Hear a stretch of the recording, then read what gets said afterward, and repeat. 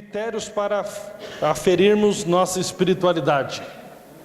Critérios para avaliarmos nossa espiritualidade. Amém? Pai, obrigado por essa noite, mais essa oportunidade de compartilhar a Tua Palavra. Fala conosco em nome de Jesus. Amém? Então, preste bem atenção. É muito importante, desenvolvermos nossa sensibilidade para percebermos, como eu acabei de ministrar, todas as implicações, da espiritualidade integral, conforme revelada no Monte da Transfiguração. Amém? Nós falamos aqui, todos esses aspectos. Agora, entendemos que o culto não acaba. Só que apenas isso não basta. Preste bem atenção, senão você pode se perder na sua caminhada. Algumas questões nós precisamos entender de maneira bem profunda nesses dias, amém? Algumas coisas nós precisamos tratar de maneira bem cuidadosa, para que nós possamos seguir verdadeiramente a espiritualidade integral. Para isso nós temos que fazer algumas perguntas. Quais são os meios de avaliar, de aferir, de medir a saúde dessa espiritualidade? Para ver se realmente eu estou seguindo a espiritualidade de Jesus, ou se eu não estou seguindo. Como saber se realmente estamos no caminho certo? Porque os elementos que nós comentamos na última ministração, eles não são suficientes para garantir que você está praticando a espiritualidade integral. Amém? Apenas a presença desses elementos, de maneira pura e simples, não garante uma espiritualidade integral. Por quê? Muitas correntes da filosofia e da própria religião, elas também trabalham todos esses aspectos que eu falei. Ok? Você vai ver pessoas aí defendendo a espiritualidade na natureza, você vai ver as pessoas defendendo a espiritualidade na geografia, na história, a espiritualidade no sentido da espontaneidade. O pentecostal defende a espiritualidade da espontaneidade, no sentido até de extrapolar. Ok? Então, como aferir realmente se eu estou seguindo a espiritualidade de Jesus? Amém? Então, eu quero compartilhar aqui alguns elementos importantes que nós encontramos na Palavra de Deus para aferir se nós realmente estamos vivendo a espiritualidade segundo aquilo que Jesus planejou para nós. Então, quero falar aqui das principais características, amém, de uma espiritualidade segundo Cristo. Primeiro ponto, vou dar um aspas aqui.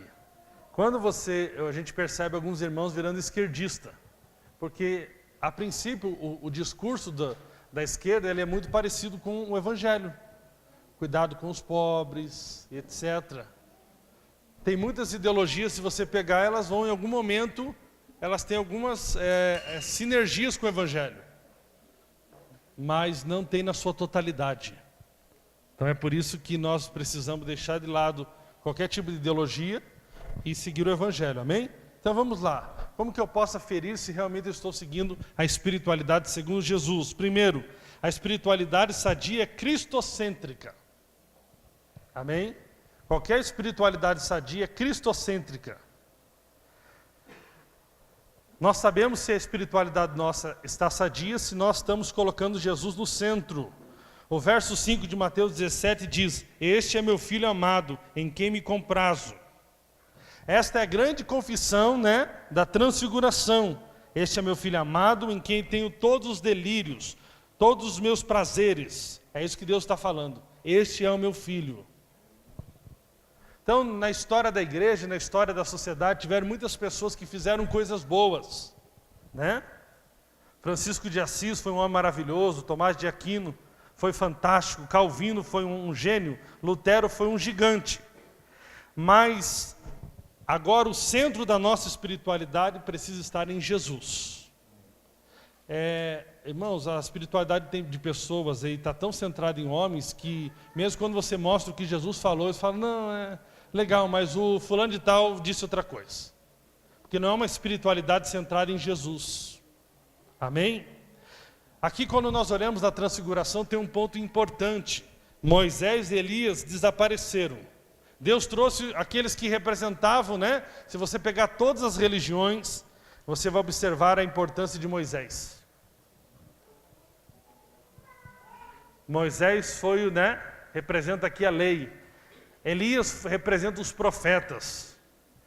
Colocaram então, no Monte da Transfiguração, Deus Pai coloca Moisés como representante da lei. Coloca Elias como o representante dos profetas. E diante do representante da lei e dos profetas, Jesus. Quando Jesus é colocado, esses dois desaparecem.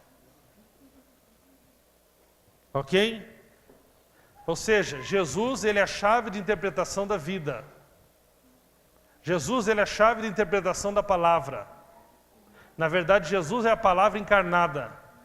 Então, qualquer espiritualidade, para ser sadia, precisa colocar Jesus no centro. Por que a espiritualidade esquerdista não é sadia? Porque coloca Lula no centro. É verdade, Lula é um Deus para eles. É quase como se um inocente sendo levado à cruz para morrer pelos pecados que nunca cometeu. Então não é uma espiritualidade sadia. Eles falam de coisas, de ajudar o pobre, que na prática não acontece. Eles falam de muitas coisas, mas a espiritualidade não é centrada em Jesus. Jesus não é o centro. O Atmani, né? Em cada livro que ele escrevia, ele dizia: estou apavorado com medo que as pessoas me transformem em mito. Quanto mais ele temia isso, mais fizeram isso com ele, mais colocaram ele como mito. Aí eu fico vendo o Facebook, às vezes me dá assim...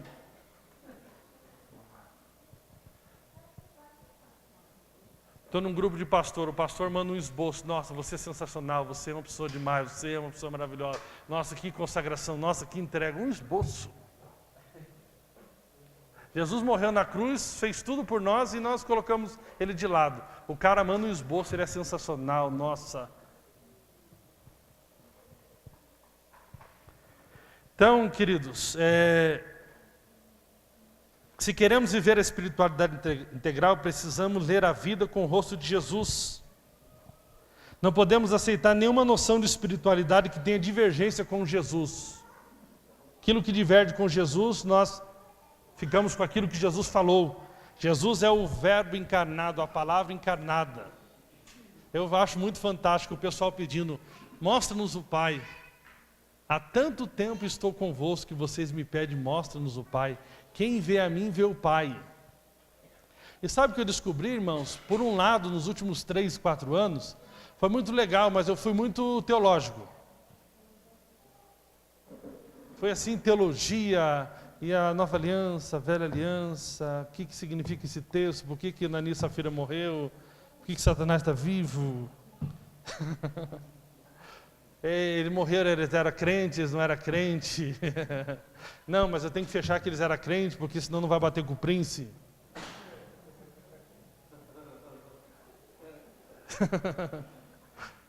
Está entendendo? E o que tem de crente assim, sabia? E a letra mata, querido. Acredite na palavra. A Bíblia diz: a letra mata, mas o Espírito vivifica. A letra no sentido de nós temos que entender que é o Cristo encarnado. Ele é a nossa referência. Ele é a nossa referência. E aí a gente fica pensando: será que tem que aprender o grego? Será que tem que aprender o hebraico? Será que tem que aprender o quê? Querido, você tem que apenas ver Cristo encarnado. Ele é a palavra encarnada. A lei foi dada, mas a graça veio. Então, eu quero saber se eu estou andando na graça. É só saber se a graça vem. Está entendendo? A graça vem. Então, olhe como a graça, quando ela vem, o que ela fez. Aí nós ficamos pensando, né? E aí muitos pegou aquele extremo assim. É interessante que a Bíblia, se a gente estudasse mais Bíblia, A-B-I-B-L-A é a palavra do Senhor. Opa! Então, presta atenção, se nós estudássemos mais Bíblia e lesse menos livro, a gente estaria mais sadio. Então, o mesmo texto que diz: vocês são salvos pela graça, mediante a fé E isso não vem de vós, é um dom de Deus, para que ninguém se glorie. Aí o outro texto, pois vocês são feituras de Deus, criados em Cristo para as boas obras.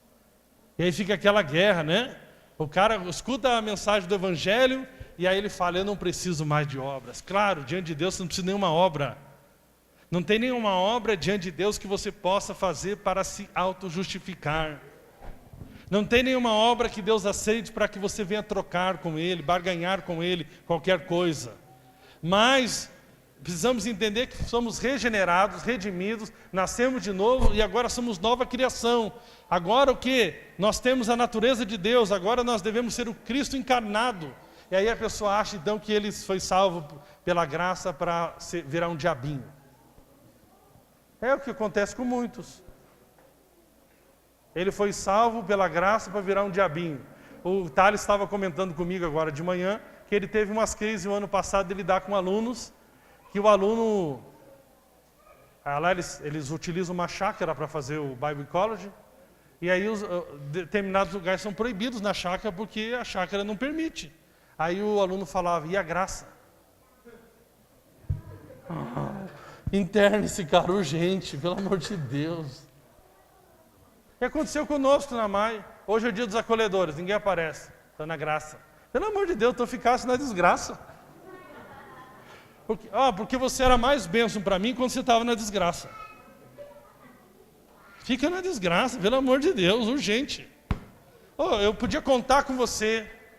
As pessoas eram recepcionadas por você. As crianças eram cuidadas por você. Você visitava, você pagava ficha para a pessoa no encontro, e agora que você está na graça, eu sou salvo pela graça. Isso não vem de vós, é um dom de Deus, para que ninguém se glorie. Oh Jesus, outro versículo, outro, está embaixo. 1 João, o amor não consiste em que nós tenhamos amado a Deus, mas que Deus nos amou. Que maravilha. O outro versículo diz, agora ame uns aos outros. O outro de baixo, querido, o de baixo. Só faltou um versículo para você, o de baixo. O de baixo. Só que aí você pega lá, falando com muito amor. Gosto muito do livro do Prince, indico para as pessoas lerem. O Poder de Crer Corretamente, um livro excelente. Favor Imerecido. Aquele lá, o primeiro que eu li, o Reinar em Vida. Mas se você ler só o Príncipe, você vai ficar doente. Garanto para você. Sou amado, sou amado. Ou seja, é Cristo, amém? Se quer entender a graça, entenda por Cristo. Está entendendo? Amém? Então, você nunca vai ter uma espiritualidade integral sadia se você não tiver Cristo como centro. Está entendido? Amém?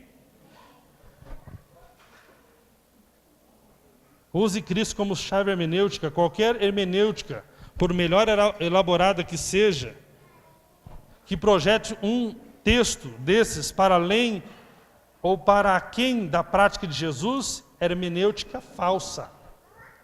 Jesus é o Deus encarnado. Jesus é a própria interpretação histórica e concreta da palavra, é a hermenêutica vestida de sangue. Ele é o centro. Amém? Então, quer ter uma espiritualidade sadia? Olhe para Jesus, é muito mais fácil entender a vida. Amém? É muito mais fácil entender a vida. Segundo ponto, uma espiritualidade sadia é centrada na cruz. Na cruz. Você pode aferir a saúde de sua espiritualidade se ela é centrada na cruz.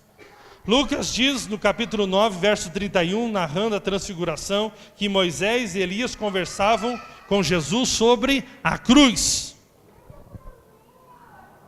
A cruz é o tema da espiritualidade, a cruz é o centro da espiritualidade, a cruz é o grande assunto da espiritualidade. Sabe, querido, se não houver cruz na sua espiritualidade, ela é apenas meditação transcendental. Você, se praticar um yoga, é até melhor. A cruz é o centro, amém? Irmãos, tem tem pessoas que a cruz não significa nada para elas. Por exemplo, Paulo fala aos Gálatas, se a justiça provém da lei, Cristo morreu em vão. Ou seja, está falando, a cruz para vocês não teve efeito nenhum, porque vocês ainda acham que pode se justificar pela lei. Ou seja, não é uma espiritualidade sentada na cruz. Os judeus nunca tiveram a cruz como nada na vida deles. Simplesmente a cruz, pergunte para algumas pessoas, tá, o que a cruz simboliza para você? Para mim ela simboliza perdão, justificação, amor, aceitação. Ela simboliza tanta coisa, novo nascimento, nova criação, cancelamento de dívida, garantia eterna, porque a cruz é Deus se entendendo com Deus acerca de mim. A cruz é ali o cumprimento do que Gênesis fala ali sobre a aliança de Deus com Abraão, onde Deus coloca Abraão para dormir e fica Deus com Deus fazendo aliança, conforme ministrado pelo Laudecir, lá na comunidade Redenção. Estou fiscalizando ele. Amém? É a cruz, é a garantia. Eu posso ter paz com Deus, posso ficar em paz com a vida, por causa da cruz. Amém? Mas para muitos a cruz não significa nada. Mas também tem o princípio da cruz sendo aplicado na minha vida, na minha espiritualidade, no meu dia a dia, quando eu encarno Jesus na minha vida. Como discípulo de Jesus, quando eu tomo a minha cruz e sigo a Ele. Amém? A cruz não é apenas da perspectiva da salvação, mas também como projeto existencial. Nesse sentido, a cruz que o cristão deve carregar aparece como perdão. Amém? Em determinados momentos você tem que perdoar. É a cruz que você tem que carregar. Como preocupação pela necessidade emocional do próximo. Como solidariedade pela necessidade material básica do ser humano. Isso aí é tudo a cruz. É o princípio da cruz nas nossas vidas. Como compromisso com as implicações do amor até o fim da vida. Carregar a cruz é a condição básica, condição que não pode faltar para alguém que se diz discípulo de Jesus. Amém? Então uma espiritualidade que não está centralizada na cruz, ela é qualquer coisa menos evangelho, menos Jesus, menos uma espiritualidade sadia, conforme nós estamos ensinando aqui nesses dias. Amém? Então a cruz é o centro. Ela divide histórias. A cruz faz você não ser um ex alguma coisa. Constantemente, né? As pessoas falam para mim, mas você não pode falar de bebida. Como é que alguém pode falar de bebida sendo que na igreja tem alcoólatra? Tem ex-alcoólatra. Eu falei, eu não lido com ex-alcoólatra, só lido com nova criação. Eu falo, como é que Paulo ensina aos Colossenses? Ele fala que não aceite mais esse negócio de não toque, não prove, não manuseis. Se vocês morreram com Cristo e ressuscitaram com Cristo, aqui que está o negócio. Eu acho muito show isso aqui.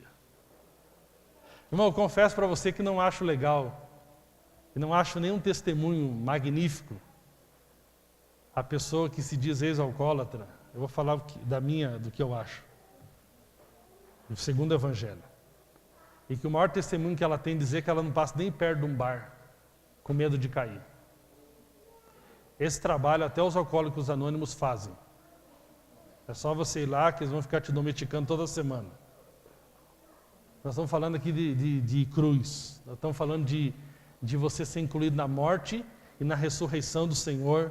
E você então ser nova criação, justificado. 2 Coríntios 5 fala: aquele que não tem pecado, ele se fez pecado por nós, para que nele fôssemos feitos a justiça de Deus. Sabe o que é ser feita a justiça de Deus? Deus restaura o homem no seu estado original. Justiça é Deus restaurar as coisas no estado original. O homem tinha caído e Deus então faz justiça na cruz, restaura o homem no estado original. Agora você foi feito a justiça de Deus. E por isso você pode manifestar a justiça porque você é justo. Timóteo ou Tito fala, quem é justo anda em justiça.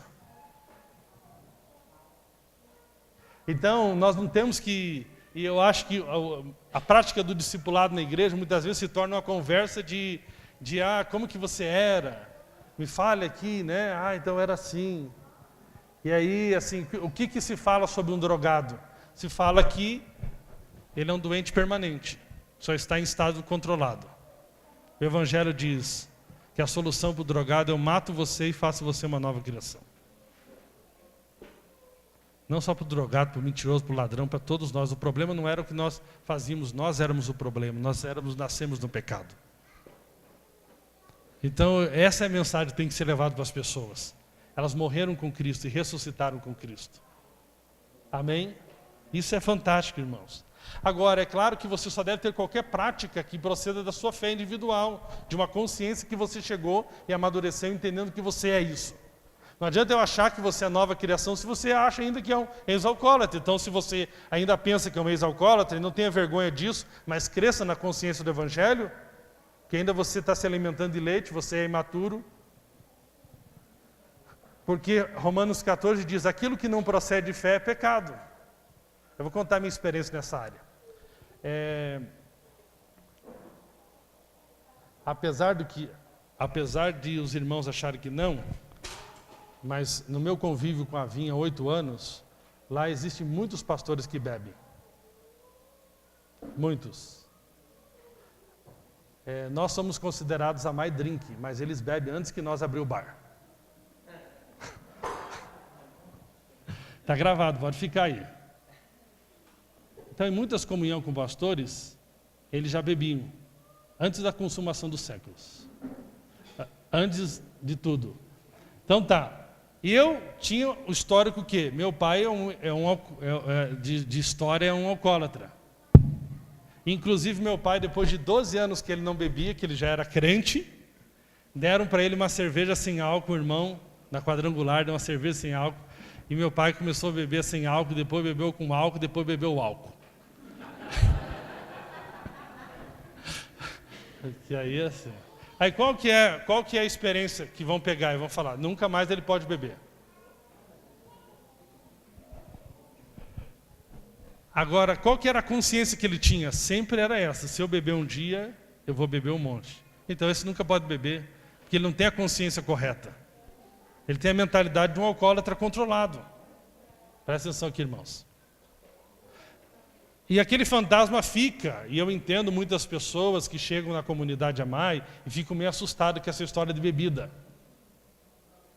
Porque a bebida, ela é muito complicado, o vício. Ela traz muitos problemas para a família, ela traz muitos traumas para a esposa, para o marido, para os filhos. Então você vê a pessoa com um trauma. Amanhã o Yuri vai falar muito mais sobre isso, sobre a igreja, né? A espiritualidade da igreja. Porque nós precisamos enfrentar esse tabu se nós queremos viver a espiritualidade integral como comunidade. E é o que nós estamos fazendo. Então, e os pastores brincavam com: bebe, cara, bebe. Aí depois que eu comecei a falar mais da graça, eles falavam: você não é da graça, então bebe.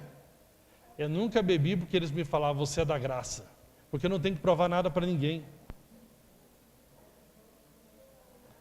Porque lá no fundinho tinha esse fantasma: será que não vai acontecer alguma coisa comigo? De repente eu vou começar a beber todas.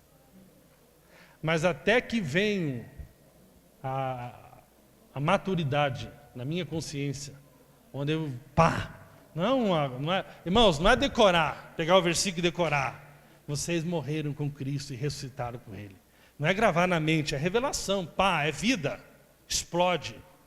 Venho. Aí estava o irmão na minha casa, um pastor, ele estava tomando uma cervejinha, tomando um vinhozinho, Weinhardt. E aí ele perguntou: você quer? Eu falei: quero. Dá uma cerveja aí.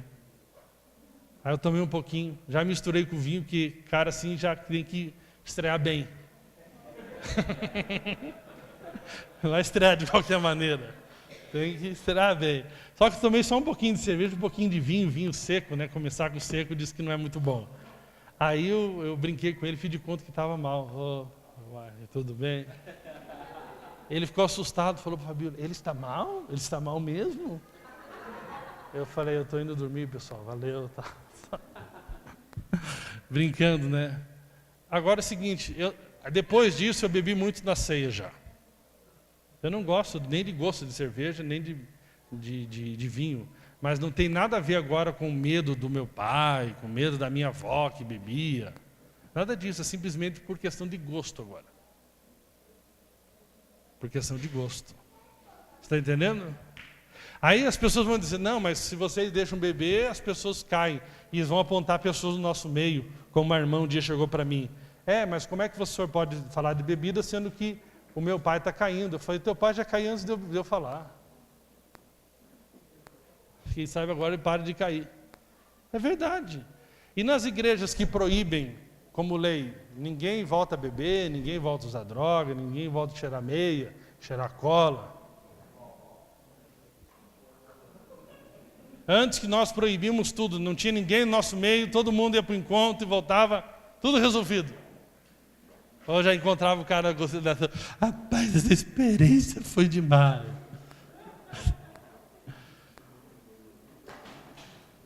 Está entendendo? Amém? Então, uma espiritualidade sadia, ela é centrada na cruz. Já meditou na cruz? Ou para você a cruz é o quê? É só um símbolozinho religioso. Já meditou na cruz? Já teve revelação? Já explodiu no teu coração? Revelação. Irmãos, eu tenho uma convicção que eu sou nova criação. Que eu fui gerado de Cristo. Sabia nesse discípulo de Jesus comigo, quando eu dou uma tropeçada no amor, por que eu não fico caído? Porque eu não acho que é muito pesado dar a resposta que Jesus está falando. Porque eu sei de quem que eu fui gerado. Por exemplo, em relação do amor, a Bíblia diz, o amor de Deus foi derramado no teu coração pelo Espírito Santo. Não é uma questão de ter força para amar, é uma questão de andar no caminho do amor. Não é sentimento, também não é nada, é decisão. O Espírito Santo, o amor já foi derramado no meu coração, eu vou andar por esse caminho. Tem hora que eu não ando? Tem hora, mas eu não. Quando eu tropeço, eu posso continuar, porque eu sei quem eu sou. Inclusive a comunicação comigo mesmo é aquele negócio assim, puxa vida, que pisada na bola, como que eu posso ter feito isso? Sabendo quem eu sou agora. Não é acusação mais. Inclusive, deixa eu falar algo para você. Muitas ministrações aí da graça, elas falam que você não pode ter nenhum tipo de análise introspectiva sobre você. E aí eles colocam isso como você tem que olhar só para Cristo. Mas eu creio assim, eu tenho que olhar para Cristo, depois eu tenho que olhar para mim. Para ver se eu olhando para Cristo, olhando para mim, as coisas estão batendo. Mas não para procurar justiça em mim. Eu sei que a justiça só é dele. E tudo em Deus está resolvido por causa dele. Mas é para ver se eu estou andando conforme ele andou. Senão eu fico entrando numa mentira. Aí justiça vira só teologia. Eu sou justo. Mas e tem textos. Você já leu 1 Pedro? Tem na tua Bíblia? Você já leu Timóteo? Já leu Tito? Já leu isso aí? Você já leu Tiago? Tem na tua Bíblia? Tem lá na tua Bíblia? Naquele momento ali é o momento de Tiago falando. Tá, você diz que tem fé e eu te mostro as minhas obras. E você como que prova a sua fé?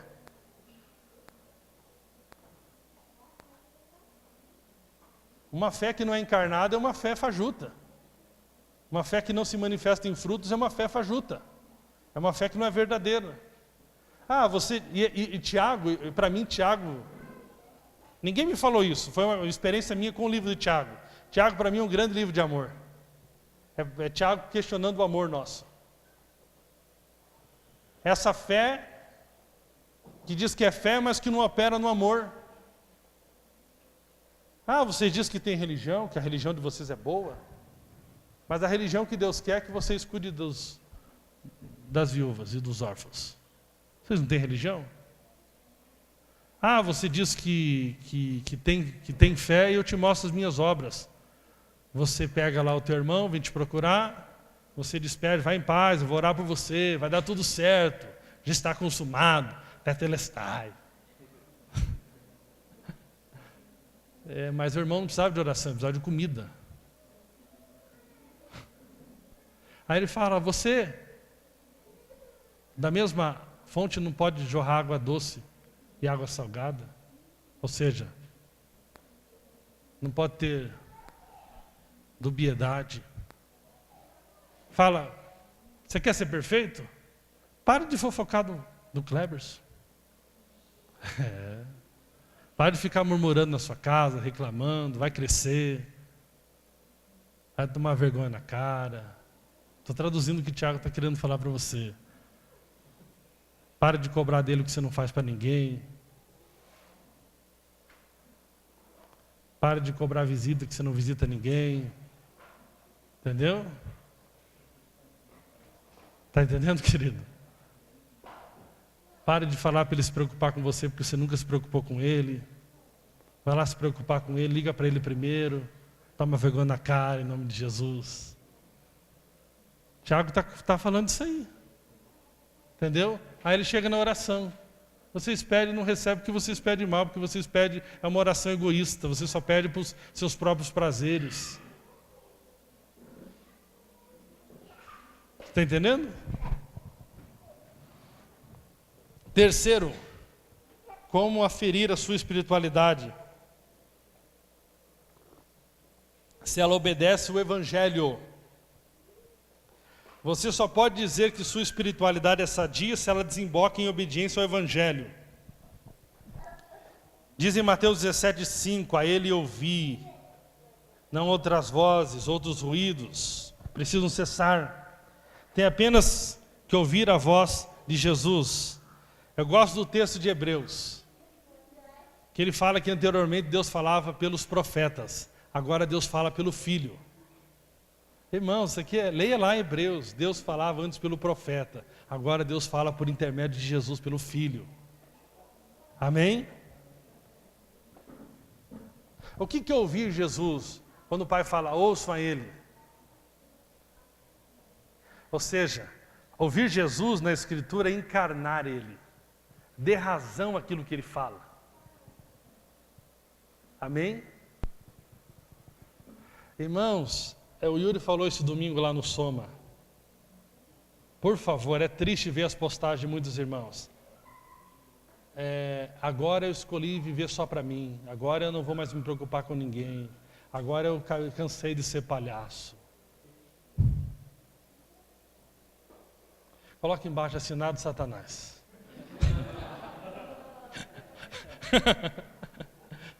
Entendeu?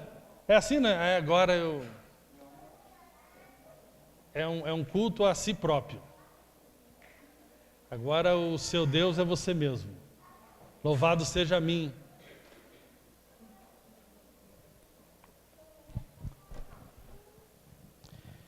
Espiritualidade que não assume a forma e encarnação da voz de Jesus não é espiritualidade. Deixa eu falar um negócio para você aqui agora. Agora vai pegar aqui. O que é sinal para nós de um cara fervoroso de espírito? Ah, meu Deus. O que é um cara fera para você falar? Primeiro é um cara intenso no louvor. Ah, se o cara... não é? O que é um cara para você olhar assim para ele e falar assim, esse cara aqui é top. Você vai pegar ele no louvor e ele vai estar assim, ó. Daqui a pouco, ó. Vai falar, esse cara é intenso, esse cara é poderoso. Cara intenso, esse cara já jejuou 21 dias só no líquido, ele é intenso. Ele é esse cara aqui intenso demais. Esse cara costuma ficar horas e horas no quarto escuro.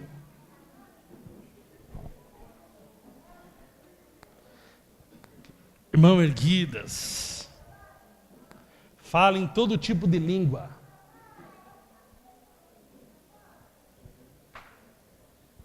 Agora não é isso. Não é isso.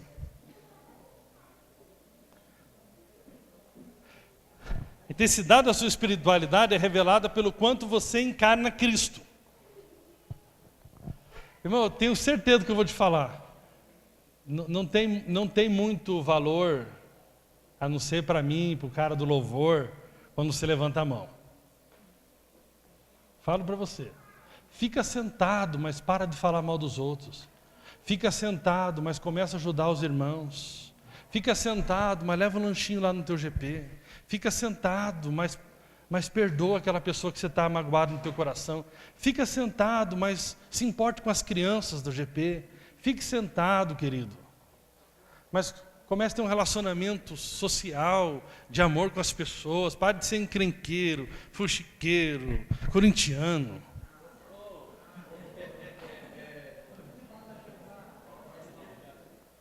Faz tempo que eu não falava. Está entendendo? O cara é intenso no louvor, mas já briga no final da reunião. Porque o outro levantou a mão mais alta que a dele. Irmãos, eu vou falar para você, qual que é o texto mais claro de jejum que nós temos na Bíblia? É Isaías 58. Não tem muito ensino sobre jejum. E ali fala que o jejum que Deus quer é o quê? Que você pare com a injustiça, rompa com as ataduras da iniquidade. Se você é empresário, pague justamente o seu trabalhador. Mas o que nós valorizamos? É aquele livro lá que nós lemos uma vez lá, de um cara que conta que já jejuou não sei quantas vezes, 40 dias. Eu vou falar para você, tenho amizade com o Arnold, mas o que me empolga nele não é o jejum que ele faz. Para mim, o jejum dele não muda nada para mim. Eu não sei o que é com ele e com Deus, e não vou questionar isso. Mas para mim o que muda é o respeito que ele tem comigo, é a disponibilidade de me ajudar nas minhas dúvidas, é a disposição de carinhosas, é simples, é bom receber em casa, ele é uma pessoa simples. Quando você vê ele fala, não, por favor, eu fico na sua casa, mas eu faço tudo, você não se preocupa comigo, eu abro a geladeira, eu faço meu chá. É assim, é gostoso ele ter na sua casa, ele é simples, conversa, é disposto. Você pede para ele pregar de manhã, de tarde, de noite, de madrugada, ele vai todos esses horários. Beleza, estou aqui para servir, sou missionário. Se você levar ele no Batel Grill, se você levar ele sei lá, qualquer lugar que seja, no cachorrão da esquina aí, o bonde do Tigrão, entendeu? Espetinho de gato, ele vai estar feliz do mesmo jeito, simples, entendeu? O que faz diferença da minha vida para mim? Eu vejo Jesus nele nisso. Está entendendo? Irmão, o Brasil está cansado de ouvir falar de Jesus. O Brasil quer ver Jesus. Está entendendo? É ou não é? A minha esposa não quer saber de falar muito de Jesus, ela quer saber se eu sou Jesus para ela. Existia um dia um homem que veio, mas ele era Deus. Então o filho não quer saber, que você está abraçando ele.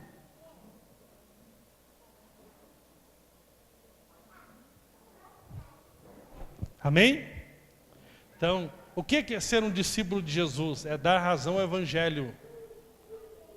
Amém? Isso é forte, irmãos. Agora é o seguinte. Aí entramos no nível mais difícil do jogo. Dá uma olhada na vida de Jesus. Nível facinho do jogo é você amar quem te ama. Nível hard é você amar o teu inimigo. Vamos finalizar o jogo? Está entendendo a coisa? Então, uma espiritualidade sadia, ela obedece ao Evangelho. O Evangelho. Quarto, uma espiritualidade sadia afasta a fobia do divino.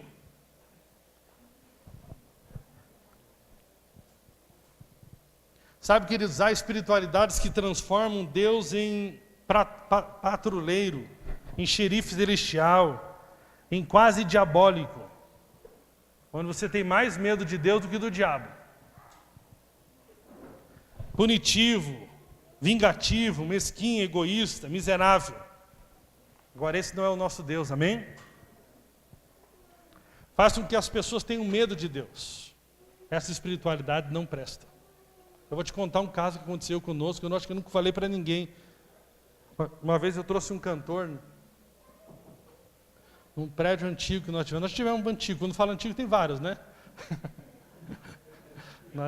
Eu achava que o meu ministério era alocar prédio e reformar, entregar para o cara reformado. Eu já tinha até medo, terminei a reforma, então vou embora. Chegou a minha hora, combati o bom combate, acabei a carreira e guardei a fé. O José acompanhou várias, né, José? Obrigado, José. José está aqui até hoje. E o que acontece? Ele estava cantando lá, tal, aquela quebradeira. Aí eu fui pegar o microfone para me pregar. Ele falou: não ouse fazer isso. Olha o que Deus está fazendo. Não pare a nuvem de glória. Senão você vai ver o que vai acontecer com você. Eu falei: dá o microfone aqui que eu vou parar essa nuvem agora. Essa nuvem agora. Vai ficar só de fumaça. Solta mais um pouquinho.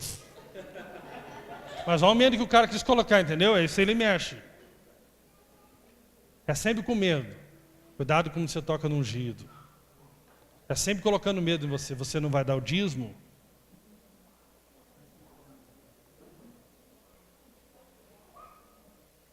É sempre na base do medo, na base do medo, na base do medo. Não no constrangimento de amor. É no medo. Quando eles ouvem a voz do pai dizendo: este é meu filho amado, eles enchem-se de medo. Olha que coisa.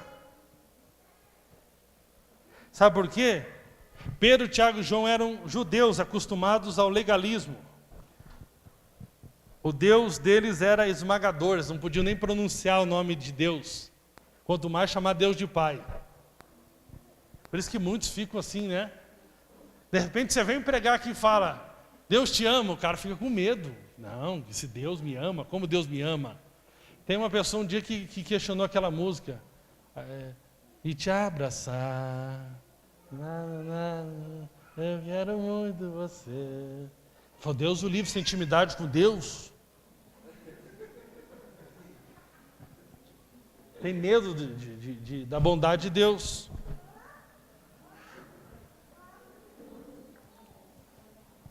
E o que o texto fala aqui? Mas Jesus imediatamente diz: a espiritualidade integral não comporta medo da divindade. Não temais. Erguei-vos e não temais. Irmãos, isso é uma das coisas mais lindas. A voz do Pai não pode apavorar ninguém. A voz do Pai tem que acalmar o teu coração.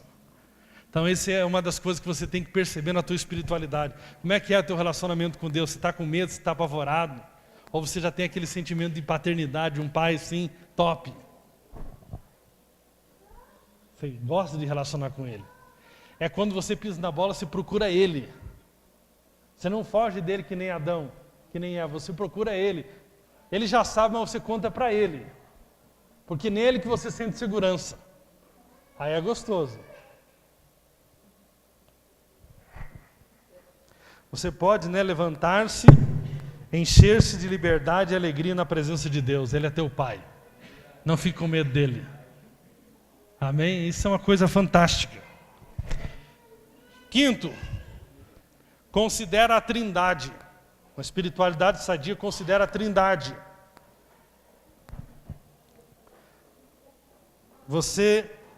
Sua espiritualidade é saudável se ela integra a Trindade, a perspectiva da fé. Vamos ver aqui a Trindade presente na transfiguração. O Pai é quem fala acerca do Filho. Diz o verso 5, o Filho é aquele a quem o Pai fala. O Espírito Santo, segundo João, é o único e glorifica. Então, se houve glorificação ao Espírito Santo, amém? E onde a glória ao Espírito. Isso aqui é uma coisa muito importante. Uma fé sadia é uma fé que integra a Trindade na perspectiva do sagrado. Você entende, que Deus é um, mas que se manifesta em três. E que isso é muito importante para nós, como um ser integral, como um ser triuno. Quem tem vida espiritual sem pai adoece. Todos nós precisamos desse relacionamento de paternidade. Eu sou amado, eu sou filho, eu tenho um pai. Isso é necessário para todos nós, para a nossa alma. Amém? Então uma espiritualidade sadia consegue chamar Deus de Pai. Pai. não é? Grande Deus, Senhor das luzes, em quem não há sombra de variação. Eu agora entro na tua presença, se é que eu estou permitido. Vai dizer que não tem gente que ora assim, até chegar lá para ele falar, dá um leite. Demora demais o negócio.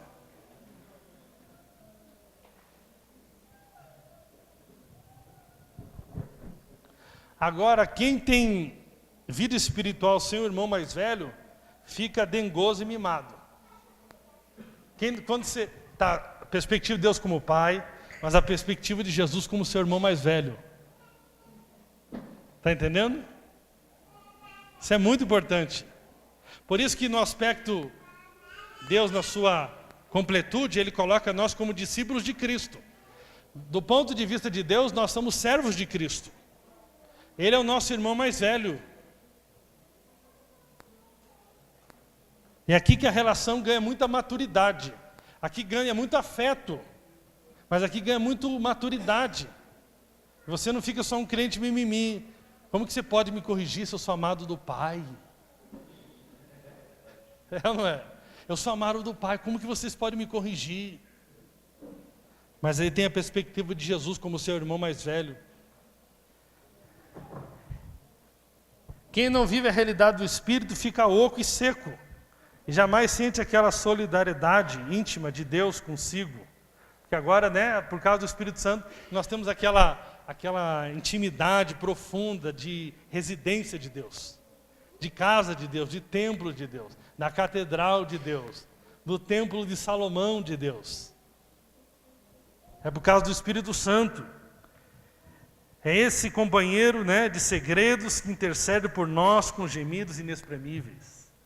Então, uma espiritualidade sadia, né, contempla Deus como Pai, Jesus como irmão, Espírito como aquele que nós vivemos, né, que não fica a nossa relação seca, mas traz muita vida. Amém? Você tem enxergado assim? Isso é um sinal de uma espiritualidade madura. Penúltimo, pratica a oração. Uma espiritualidade sadia envolve oração. Lucas, né, aqui fala sobre a oração. Que Jesus ele estava indo no monte fazer o quê? Orar. E quando ele subiu para orar, ele se transfigurou. Irmão, se a nossa espiritualidade não passa pela oração, ela é apenas meditação. Eu quero falar que no meu coração tem acendido muito a questão da oração nos últimos dias. Eu já vou falar um pouco mais sobre duas linhas finas sobre oração. Se nós não orarmos, se não tem oração, a espiritualidade está aleijada e manca. Agora nós temos que entender que Cristo faz da vida a oração. Cada gesto de amor, cada coisa que Ele fazia era uma atitude de amor. Era uma atitude de oração em amor. Mas agora também, né, e Ele orava então em todo o tempo. Mas também nós temos que observar na vida de Jesus, e que muitos acabam caindo para o outro extremo, é que Jesus tinha tempos de intensidade de oração. Que eram os tempos de solitude. Amém? E também havia momentos de Jesus que Ele orava em grupos. Que Ele convidava os seus discípulos para orar com Ele. Amém? Nós não está acontecendo isso na Maia ainda, mas vai acontecer. Amém? Nessa questão da espiritualidade integral, nós amadurecendo, nós vamos conseguir perceber que vai ter momento que a gente vai reunir mesmo para jogar um PlayStation. Né? Os jovens. O outro vai fazer, sei lá, as irmãs vão fazer outra coisa. Mas vai ter um momento que há aquele desejo, o Josué percebe, né, que está passando um momento difícil na empresa dele, ou no casamento dele, ou alguma coisa que ele está com desejo de orar com os irmãos. Ele fala aqui, pessoal, vamos quinta-feira reunir 8 horas na minha casa para orar? Aí ele seleciona, chama os irmãos, né? Guto, vamos lá, vamos lá, Ian, vamos lá, entendeu? Vai ter essa questão. Porque isso tinha na vida de Jesus, nós somos discípulo dele. Ele é o nosso modelo, ele é a graça encarnada. E nesses encontros tinha, né, a glória foi manifesta. Lucas 9, 28. mas também o choro e angústia, como Mateus 26, 36 a 37. É aquele momento que você pode abrir o coração. Mas como nós aprendemos apenas ter um controle de agenda centralizada, nós só oramos se alguém marcar uma vigília, sexta-feira, vigília centralizada lá no prédio tal. Olha, o que aconteceu quando o Pedro estava preso? O que os irmãos estavam fazendo enquanto Pedro estava preso? Eles estavam reunidos em oração, eles não tinham dinheiro para o advogado. Eles sabiam que a única coisa que resolveu a oração. Eles foram orar para interceder. E depois acontece o milagre, Pedro sai, vai lá na casa e fica assustado, né? Você vê que eles não estavam esperando tanto, a oração fosse respondida tão rápida. Está entendendo que coisa maravilhosa? Irmãos, a oração não é importante para Deus. A oração é importante para nós. Porque é na oração que eu desafogo a minha alma. É na oração que eu posso, por mais que Deus saiba todas as coisas, é importante para mim falar isso para Deus. O que isso produz no meu coração, ele fica pacificado, ele fica seguro. Está entendendo? Então não faça isso por uma fobia de Deus, mas faça com um entendimento agora de que isso é bom para você, é bom para a igreja, é bom para a comunidade, é bom para nós, é bom para a nossa casa. Amém? Então aqui nós podemos ver duas maneiras bem definidas de se entender oração. Primeiro, aqueles que veem a oração como um ritual devocional, com o qual se deve começar bem o dia. É como se levantar, com o pé direito. Quando nós temos essa mentalidade, a gente programa aquele horário, marca aquele horário, coloca o despertador e vai orar então, para nós começar com o pé direito. Agora, quando a pessoa tem essa mentalidade, não importa se alguém está morrendo naquele instante, ela vai ter que esperar, porque agora é o meu momento com Deus marcado. Irmão, a pior coisa que tem no casamento é sexo marcado. Vai ser hoje às 20. Para mim não funciona bem.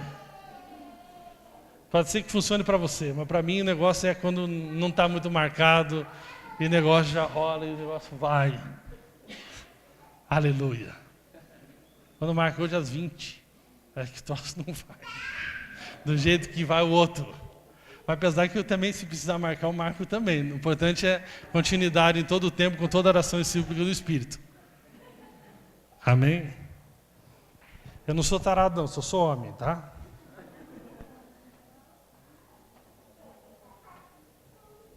Agora eu acredito que Deus não se alegra com o tempo que você está roubando de trazer um alívio para alguém.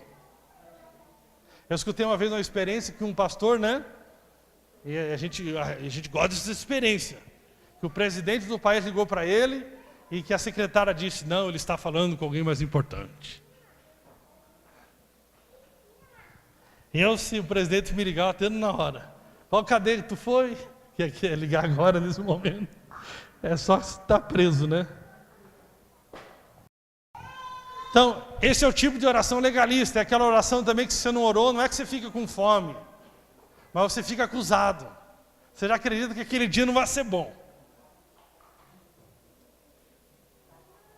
Muita oração, muito poder. Pouca oração, pouco poder. Frutificação, oração, frutificação. Aí entra tudo aquela que oração assim virou até um trauma na tua alma.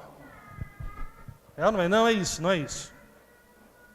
Mas por outro lado, em nome de combater o legalismo, a gente pode cair no risco de parar de orar.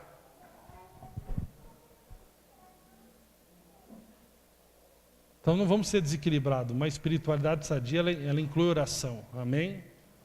Mas não faça isso como fobia, não faça isso com medo, não faça isso por legalismo, não faça nada. Mas a Bíblia diz que se nós temos falta de alguma coisa, nós pedimos a Deus. E até a oração deve ser alguma coisa que Deus pode produzir no nosso coração.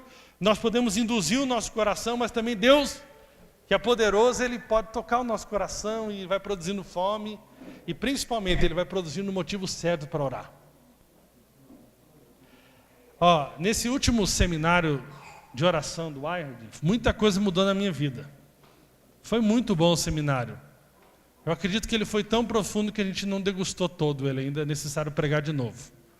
Mas uma coisa que Deus falou comigo, que é difícil quando Deus fala, que a gente, ainda mais se você só tem esse relacionamento de Deus como pai, não tem um irmão mais velho e não relaciona com o Espírito. Aí você não consegue lidar com nenhum tipo de Deus te constrangendo a uma coisa da sua vida que precisa de mudança. Deus falou comigo, você é incrédulo em relação às finanças. Eu falei, que isso? Um homem que já fez tanta dívida, como que é incrédulo? Ouvir que é incrédulo é duro, né? Jesus falou muitas vezes que os seus discípulos eram incrédulos. Inclusive chamou de Satanás. Você vê, eu queria perguntar se ficaria na igreja de Jesus se ele falasse, ó, cara de Satanás.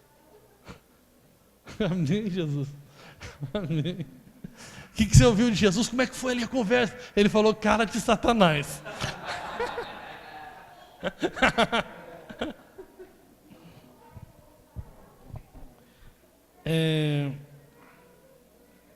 Cara de Satanás.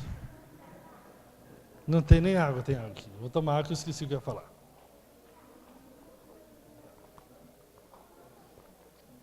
Não lembro o que eu estava falando. Oi?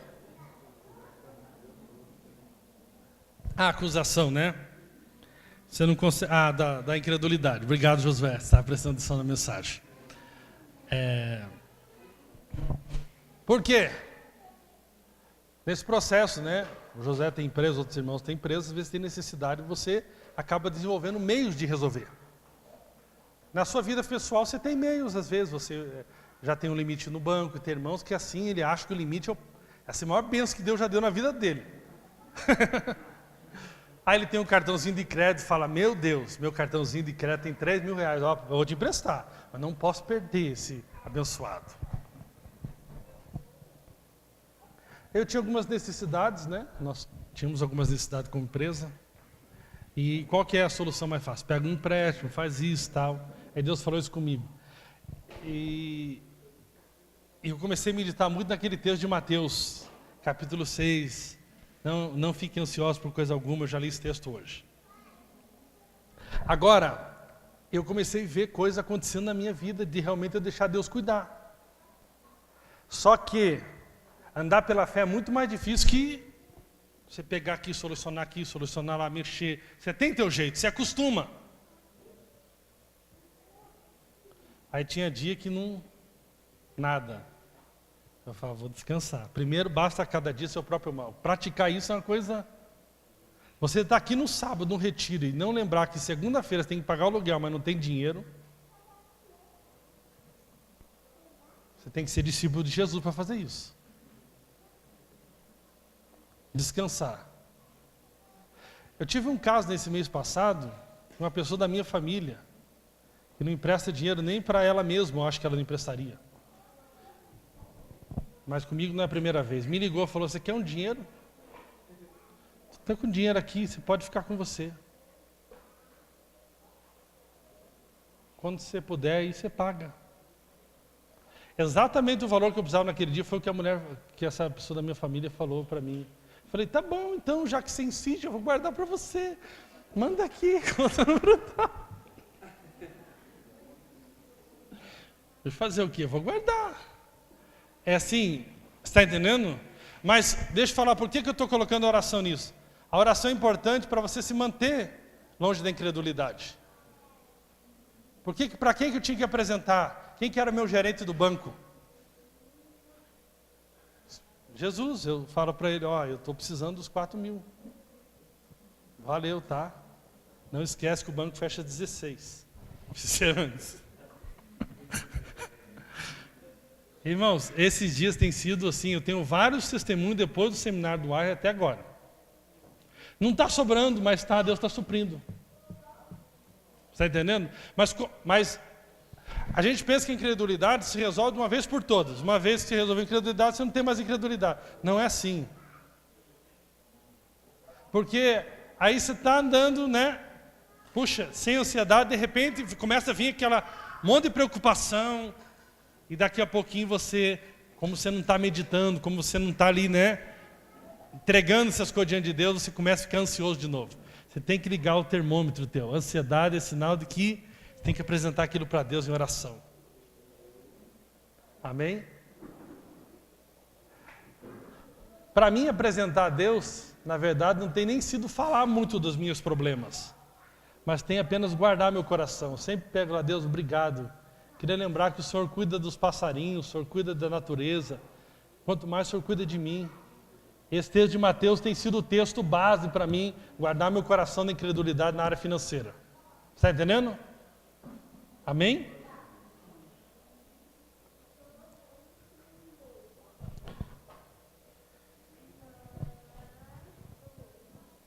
Com Jesus, no entanto, aprendemos que o discípulo deve segui-lo ao lugar de oração. O seu convite segue-me inclui também os momentos diários de oração. Sem oração, o discípulo é ativista, mas ainda não é um discípulo mesmo. Amém? Então, eu desejo muito ver isso acontecendo sem forçar, mas que você comece a orar. Ninguém vai perguntar para o seu discipulador como é que foi a oração da semana. É uma coisa mais ridícula que tem isso, é terrível. Isso vira um diabo, o discipulador, não é só para você lembrar. Uma das piores perguntas que tem: quem aqui já leu a Bíblia inteira? Porque tem de gente que mente nessa hora. É porque Deus quer uma Olimpíada, né? Se você, quanto mais você lê, se for 14 vezes, você é um cara top.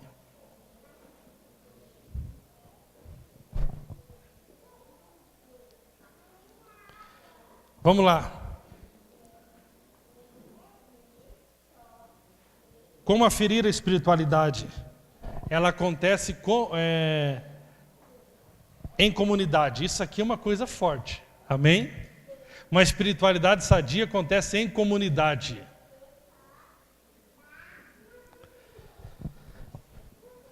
Uma fé sadia se acontece em uma perspectiva comunitária. Jesus não era, desses líderes de espiritualidade individualista, intimista, mas sim de comunidade. Jesus vivia em comunidade. Nós fomos criados para viver em comunidade. Eu estava falando para o Thales aqui hoje de manhã. Eu não me empolgo com cinema. Olha, se tem uma coisa que eu não me empolgo, não teve nenhum dia que eu achei que o máximo que Deus fez para mim foi colocar nós no cinema. Eu não acho nada, eu não entro no modismo, eu não acho nada em luz. Mas também não proíbo, porque é coisa moderna, vamos colocar luz, tá bom, mas isso aqui não me atrai nada. Mas me atrai muito viver em comunidade, comer com o irmão, vai na casa de um, recebe outro na tua casa, e aquela coisa gostosa, e estar sempre junto. Isso me atrai. Isso eu não perdi, irmãos, ouvindo Jesus, cresceu em mim. Isso é uma coisa linda. Ele convida os homens a segui-lo e vive com esses homens todas as implicações de sua vida 24 horas. Olha que nível de comunidade que ele formou. Falou, vem me segue, para de pescar, vamos junto. Vamos junto. Você vê que ele vai para o Monte da Transfiguração, leva os 3. Sempre andando juntos, sempre com comunidade, sempre com pessoas. Isso é uma coisa maravilhosa. Ele não quis ter o privilégio da transfiguração sozinho. Ele queria compartilhar ali com seus discípulos.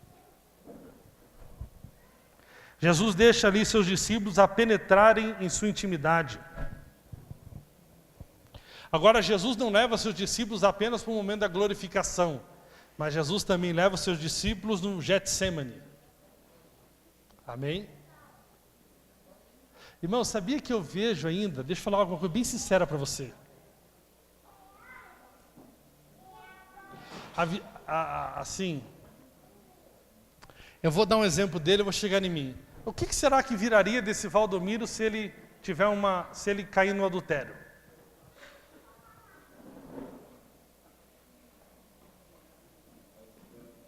Deixa eu falar um negócio para você. Ajuntamento de pessoas não quer dizer nada na sua vida. Nós somos a geração de grande quantidade dos chamados amigos. Quantos amigos você tem no Facebook? Eu tenho 5.000. Dependendo da publicação, cai 10, cai 20. Dependendo da publicação, alguns saem. eu tenho 5.000. Agora, quantos amigos eu tenho mesmo? Jesus não estava preocupado com aquela empolgação, pô, tá cheio o cinema. Jesus, na verdade, a sua espiritualidade era comunitária. Não confunda vida comunitária com um ajuntamento de pessoas. Nós estamos falando de vida comunitária e profunda, relacionamentos profundos. Eu quero que você pense quais são os seus relacionamentos profundos. Eu quero falar para você, relacionamentos profundos, você é que deve buscar construir, não ficar esperando que alguém venha te chamar para desenvolver um relacionamento profundo. Quem é aquela pessoa que você chama constantemente para estar com você, que você ora com essa pessoa, que você chora com essa pessoa, que você pode contar com essa pessoa, e ao contrário, primeiramente ela pode contar com você. Aquela pessoa que pode falar para você, ó, eu estou aqui, queria abrir o coração para você hoje, eu pisei na bola. Esses dias eu fiz uma traquinagem aí, tive um problema, aí eu já liguei para os irmãos. A minha esposa já sabe até os números que ligar. De repente chegou o Zé com a sirene. Irmão, não tem eu e o Zé estamos pelados um para o outro.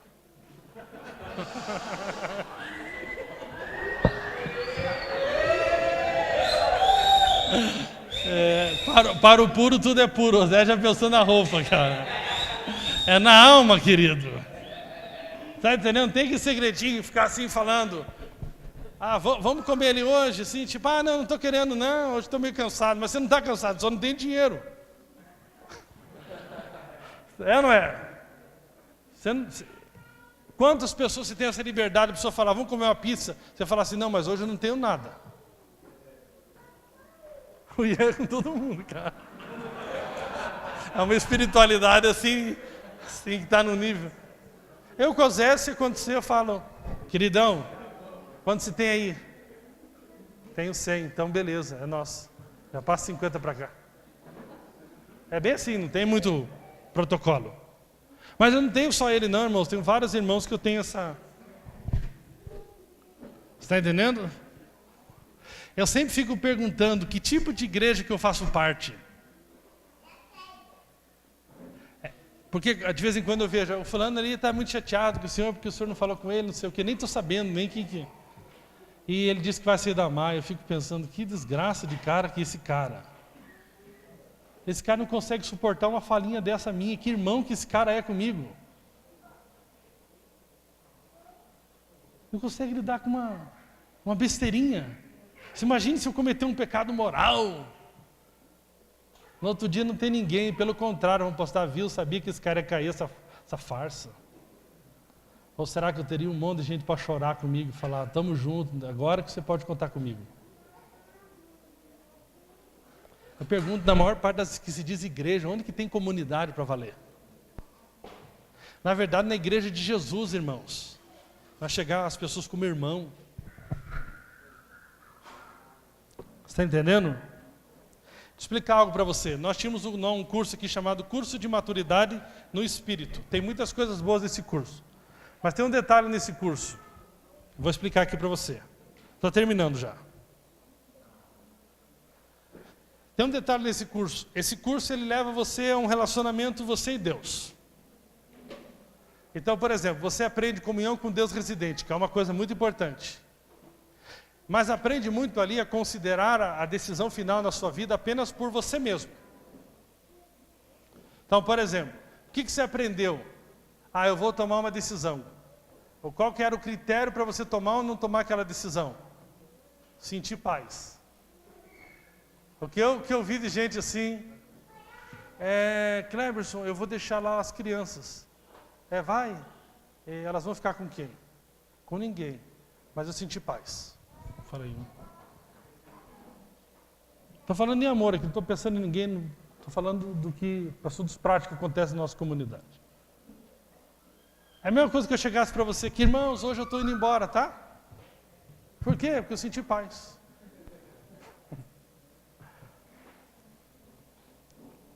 Um dia eu estava conversando com uma pessoa, e esse exemplo é muito interessante. Quando eu vou tomar uma decisão, por exemplo, eu vou tomar uma decisão de mudar de cidade.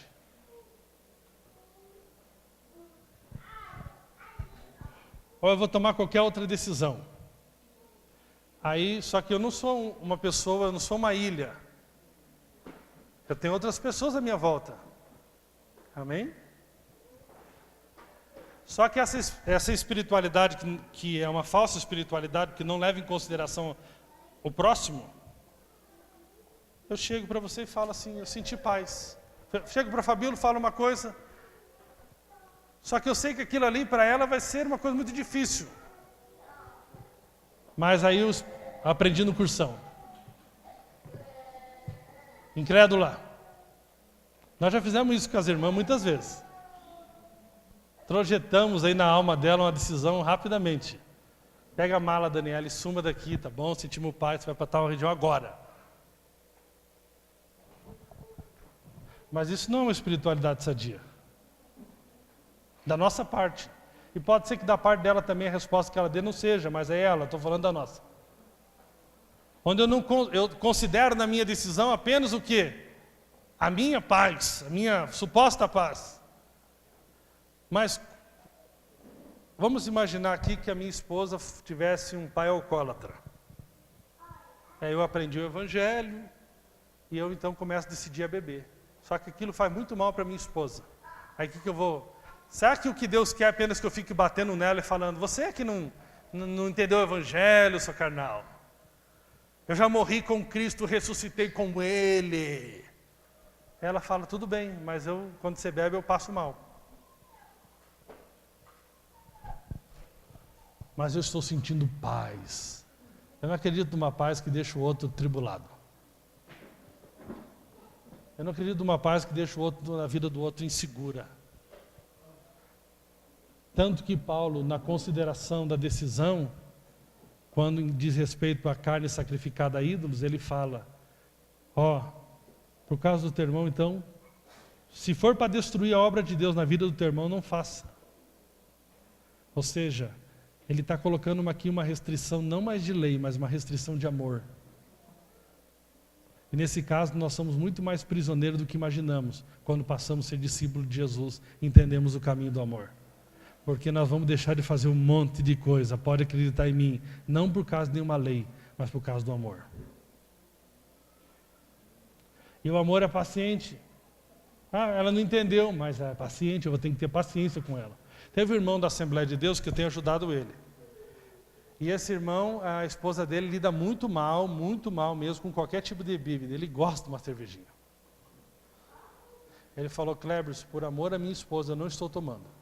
Eu falei, então você está andando no Evangelho. Parabéns. Está entendendo?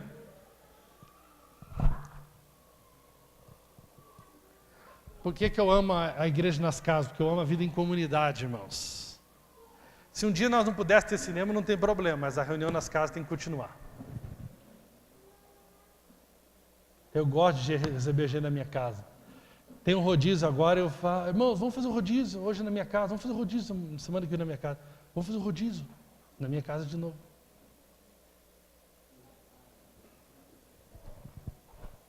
Jesus sempre os seus amigos, seus discípulos estavam juntos. Vós sois os que tendes permanecido comigo nas minhas tentações. Esta é a marca, da espiritualidade integral. O modo de conferi-la, se ela está presente. Se ela é comunitária, se a nossa devoção não é intimista, se ela participa alegremente com os irmãos do compartilhar da vida e da nossa relação com Deus. Nossa espiritualidade é sadia se os irmãos estão inseridos na nossa devoção e se nossa tendência não é o individualismo solitário, mas sim a vida em comunidade. Amém? Isso é uma coisa linda, vida em comunidade. Se está crescendo no teu coração, é sinal que você tem uma espiritualidade sadia. E último, não é autoglorificante. Amém? É uma espiritualidade humilde, não é autoglorificante. O que Jesus pediu para os seus discípulos ali? O cara passou por uma transfiguração. O que ele pediu? Não conte para ninguém.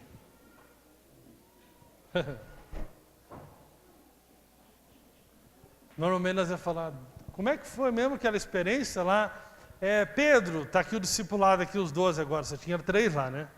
Fala um pouquinho o que você achou lá do monte lá, como é que foi? Conta aí como é que foi, o que você achou, foi legal, tal. Já viu quando a gente pergunta para o outro só aquilo que a gente sabe que é bom já? Que a gente quer que o outro fale que foi bom? O cara fez um louvor top, como é que foi o louvor? O que você achou? Quando é ruim que você sabe, você fica quietinho, né? Desafinou tudo, entrou fora do tempo. Quando você viu que foi bom, você pergunta, e aí, você achou que foi legal? Tem alguma coisa para melhorar? Tem um ego? Tem, melhora isso aí. Dá uma trabalhada nessa área. Amém.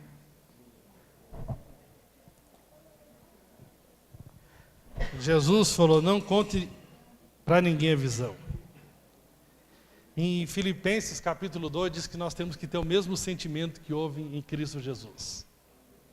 Amém? O mesmo sentimento, o mesmo coração quebrantado, humilde, coração de servo.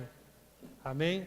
Isso é uma demonstração. Se você não é aquele cara que virou estrelinha na comunidade, porque você sabe que você tem um determinado dom que os irmãos precisam, e aí você começa a lidar de uma maneira ruim.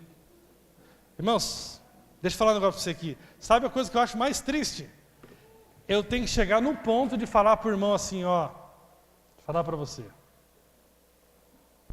De falar assim, ó, se você não vem na imersão, vou ter que te tirar da função que você está tendo.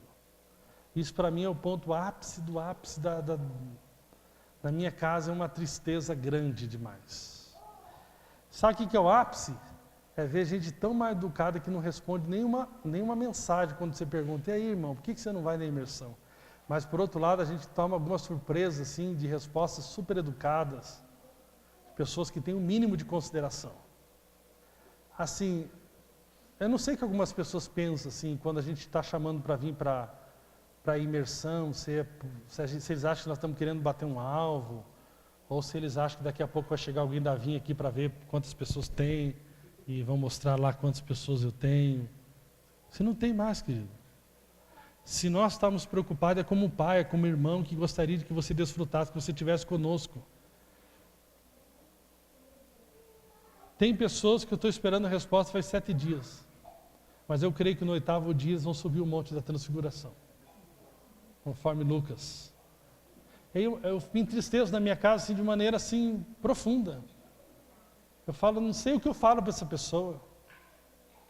Aí eu pergunto, como é que pode ser confiado a qualquer coisa de confiança na mão dessa pessoa se ela não tem nem educação? Primeiro ela tem que voltar para o pai e para a mãe dela, se possível como Nicodemos, para a barriga do pai. Para a barriga do pai, não, para a barriga da mãe. Está entendendo? Para ver se a pessoa tem educação primeiro. Que já não entra nem mais na espiritualidade integral, entra na educação. Mas sabe o que acontece? Eu descobri, irmãos, isso é claro na Bíblia, por puro tudo é puro. Para aquele que tem um coração maculado, se você manda perguntando, ele vai achar que você quer controlar a vida dele, que você não sei o quê, que você só manda para cobrar. Mas para aquele que te tem bem, aquele que te enxerga com amor, aquele que te enxerga com graça, ele fala, que legal, ele lembrou de mim, tem tantos irmãos da comunidade, ele lembrou de mim, se preocupou para que eu tivesse na imersão. Então, não basta simplesmente a gente ter aquelas perspectivas que eu te falei na mensagem anterior da espiritualidade integral, mas é necessário que essa espiritualidade seja ferida. Agora você começa a ver. Amém? É cristocêntrica. A cruz está sendo centralizada. Eu dou razão ao evangelho em tudo que eu faço. Eu perdi o medo de Deus, porque agora eu realmente conhecia Deus, o amor dele, a graça dele. Eu considero a Trindade na minha vida.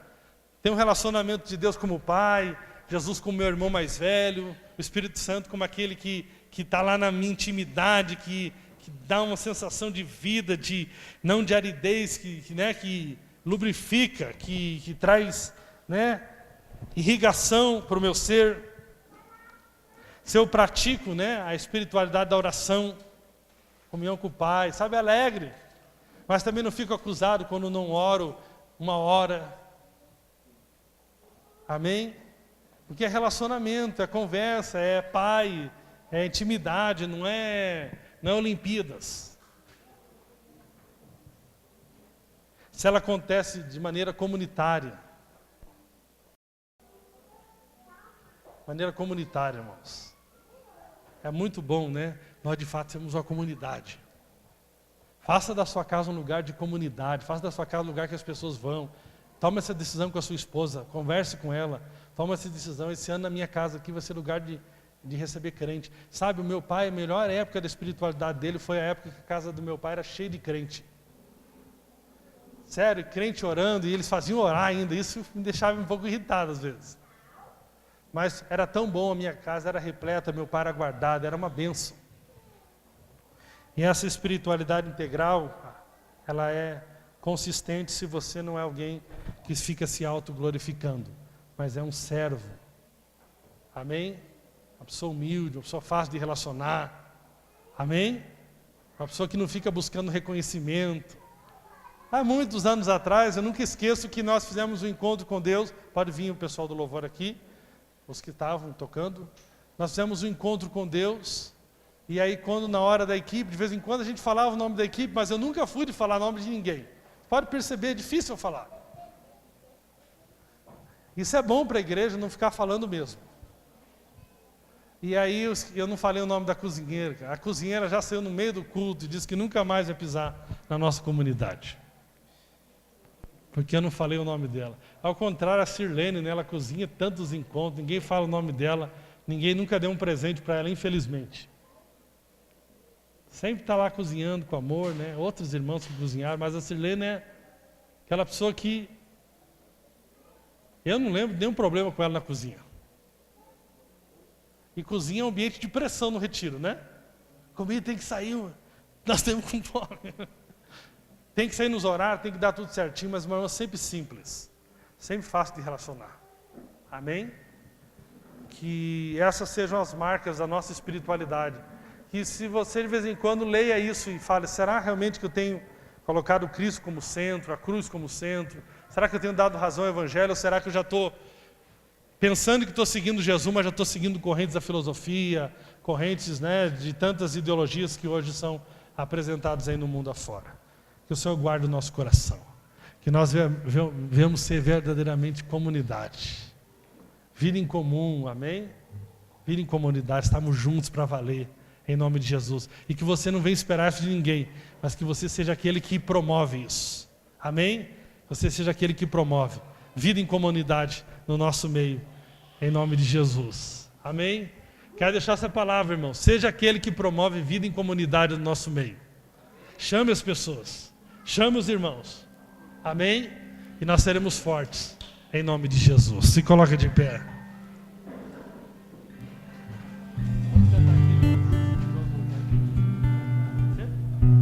Aleluia, Jesus. Aleluia, Jesus. Tu és maravilhoso, Senhor. Aleluia, Jesus. Quanto sente a alegria de estar aqui com os irmãos hoje? Aleluia. Agradeça a Deus. Aleluia. Dê glórias ao Senhor. Aleluia, Jesus. Aleluia, Jesus. Obrigado, Senhor, pela tua igreja. Aleluia. Obrigado, Jesus. Obrigado, Senhor, pela tua igreja.